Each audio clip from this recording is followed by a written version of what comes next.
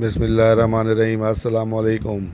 Number 1، Pakistan میں معدنی تیل کی دریافت کا آغاز 1868 میں ہوا جب پاکستان ہندوستان کا حصہ تھا۔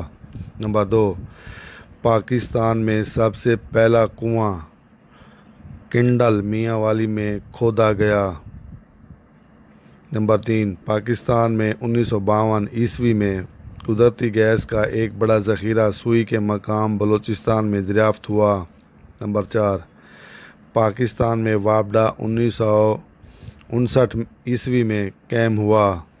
نمبر 5، قیام پاکستان 1947 کے وقت اونی کپڑا تیار کرنے کا صرف ایک کارخانہ پاکستان کے حصے میں آیا۔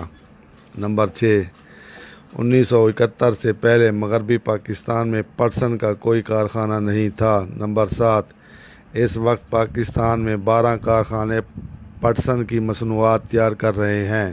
نمبر 8، قیام پاکستان کے وقت پاکستان میں کاغذ تیار کرنے کا کوئی کارخانہ نہیں تھا۔